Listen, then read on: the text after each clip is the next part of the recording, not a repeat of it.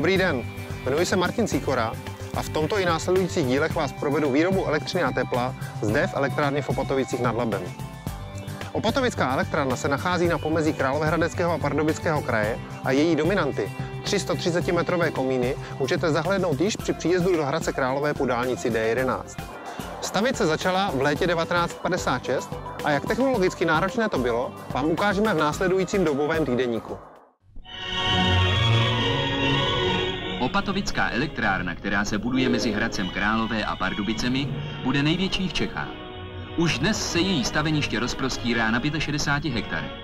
Stavba rychle pokračuje. Zorně se plní plán a plně se využívá nové techniky.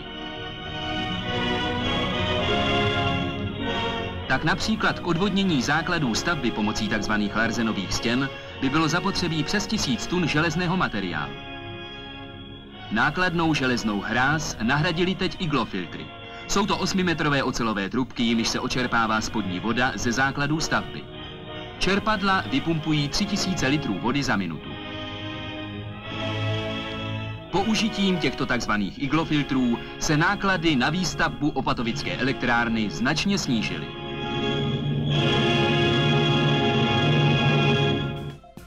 A jelikož se chceme o výrobě elektřiny a tepla dozvědět co nejvíce, jdeme za tím nejpovolanějším, výkonným ředitelem Václavem Paškem.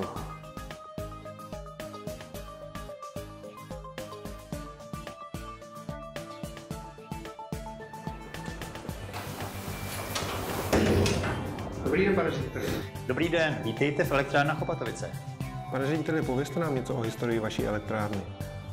Historie této elektrárny se začala psát rokem 1956, kdy byl položen základní kámen.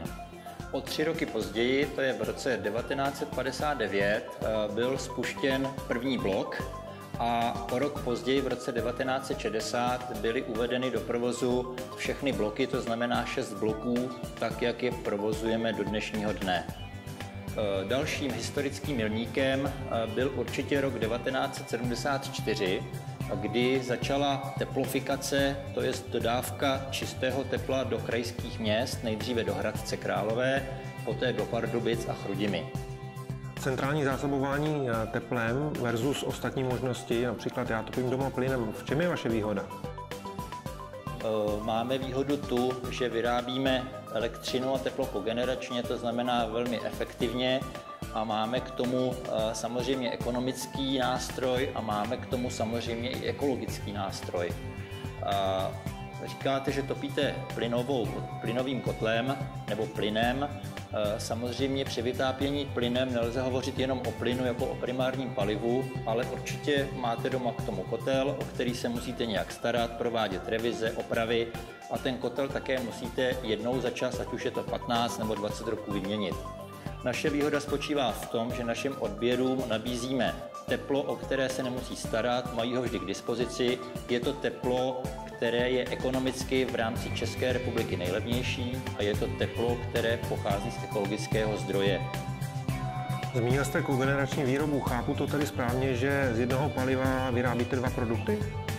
Ano, chápete to správně. Z jednoho paliva nebo z jedné jednotky paliva, ať už vyjádřeno energeticky v gigajoulech, anebo obsahově, váhově v tunách, vyrábíme společně elektřinu a vyrábíme společně teplo v přiměřených jednotkách. To znamená, je to nejefektivnější výroba v rámci všech výrob, které jsou dostupné na trhu, takže kogenerace je tím správným směrem z hlediska ekonomiky i z hlediska ekologie. Střihem jsme se přenesli na začátek celého procesu na vlečku. Palivo, konkrétně v tomto zdroji hnědé energetické uhlí, sem jezdí po kolejích vlakem. Dříve sem jezdilo pouze mostecké uhlí, v současnosti má elektrárna více dodavatelů, a to především z důvodu větší nezávislosti. Denně sem přijedou v průměru 3 vlaky, každý z nich má naloženo zhruba 1500 tun uhlí. Roční spotřeba elektrárny činí necelé 2 miliony tun hnědého energetického uhlí. Z vagónu je palivo vyloženo a putuje na skládku, která je umístěna za elektrárnou, nebo je dopravováno pomocí pásových dopravníků přímo do kotelny. V kotelně je uhlí namleto na speciálních mlýnech a spolu s horkým vzduchem foukáno do spalovací komory zdejších kotlů. Dalším zajímavým místem je strojovna, kde vzniklá pára pohání turbogenerátory. Ty vyrábějí elektřinu, Část zbytkové energie se využívá i na výrobu tepla. To je pak z hlavní výměníkové stanice distribuováno páteřní 130 km dlouhou distribuční soustavou do města a obcí. Skrze výměníkové stanice poté až ke koncovému odběrateli. Je to takový nekonečný koloběh, který trvá již téměř půl století. 310 km potrubí, 60 000 odběratelů nebo 2 miliony tun uhlí. Přátelé, to bylo letem světem, jak to tady v Opatovické elektrárně chodí. Ale nebojte, v každém díle se budeme věnovat jedné části tohoto tepelného srdce východních Čech.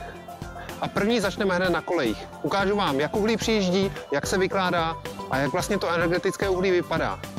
Mějte se krásně a teplu zdar.